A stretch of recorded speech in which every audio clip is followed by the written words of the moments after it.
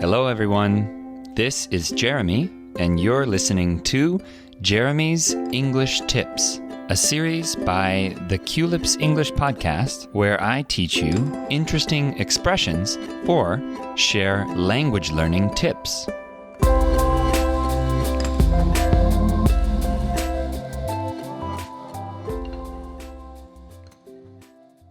Welcome back, everyone, to another episode of Jeremy's English Tips. Thank you for listening today, and I hope you're ready for an interesting episode. We have a study guide available for this episode on our website, Culips.com. You can head on over there to find out how to download it and study along as you listen. This episode will be helpful for people who are having conversations in English but want to sound more natural. That means that this episode will be helpful for people who want to sound more like a native English speaker when they are speaking English. And you can do that by utilizing filler words. So I'll start by defining filler words. Filler words are words, phrases, or sounds that fill the gaps in speech. So the most common ones, which you probably have heard, are and or Things like this. These are considered filler words. I know that you probably have these in your native language as well, and if you'd like to let us know, you can on social media. What are some filler words in your native language?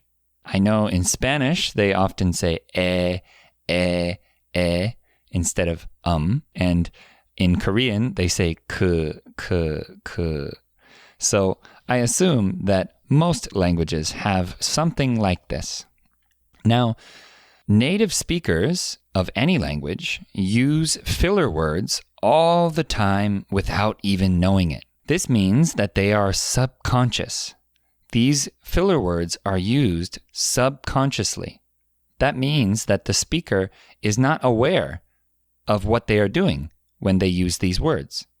Therefore, using filler words can make you sound like a native, because you are doing what the native speakers are doing. I often hear English learners using the filler words from their native language. And this is okay, but it does make you stand out a bit. By that, I mean it makes it clear to the other person that you are still learning English. So, if you want to sound even more natural, I suggest practicing using filler words and building new habits. Another good reason to use filler words is that they can help you to buy time. This is an expression we use, buy time, to buy time, which means to give you extra time to think about the next thing you're going to say.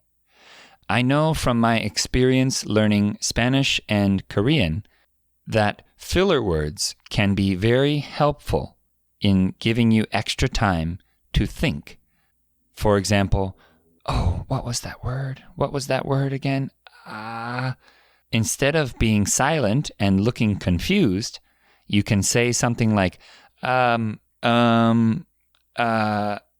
this will show the other person that you are still thinking and that they need to wait for you. So let's talk about a few filler words that you can use. Here are some examples. The first filler word is or and are useful when you are trying to remember something. So for example, if someone says, "What is the capital of Peru?" and you can't remember right away, you can say, and this will signal to them that they need to wait for you. The second filler word is It's spelled like HMM, and it sounds like This filler word indicates that you are thinking about something. So, if someone asked me, "Hey, Jeremy, what do you want for your birthday?" I might say, $1 million. Just kidding. Actually, not, but still. Okay, so this indicates that I am thinking. The third filler word that you can use is or okay. These two usually indicate that you understood what the other person said. For example, if someone tells me some new information, I can say, okay. These two words are often used interchangeably.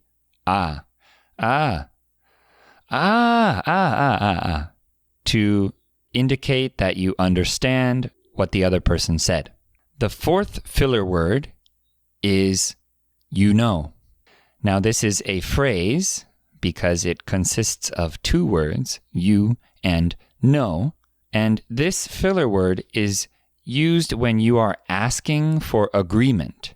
Now, this filler word can have two meanings depending on your intonation. So if you say it like this, you know, or like this, you know, these two can have a different meaning.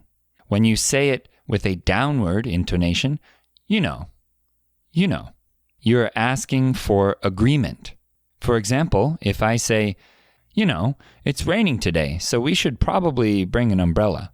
When I say this, the filler word, is calling upon the other person and asking for agreement, as if to say, hey, you know it's raining, and I know it's raining, so we should bring an umbrella. Now, when this filler word is used with an upward intonation, like, it is used to check for understanding. So if you are not sure if the other person understood you, you can say, Sometimes this gets extended to, you know what I mean? You know what I mean? You know what I mean? You know what I mean? And this phrase is often used at the end. You know what I mean? So you can use this one when you're checking for understanding. Now, I should say that these words are not used in writing, and if possible, they should be avoided in formal speaking. So if you're giving a speech, then usually people say to try not to use these words.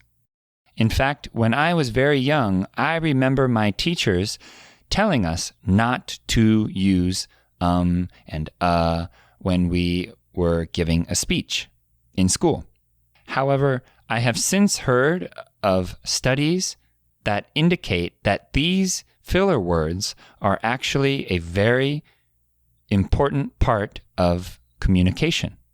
They are actually very valuable communication tools because they help the other person, the listener, to clearly understand what is going on inside the head of the speaker. So if I say, the listener knows that I need more time.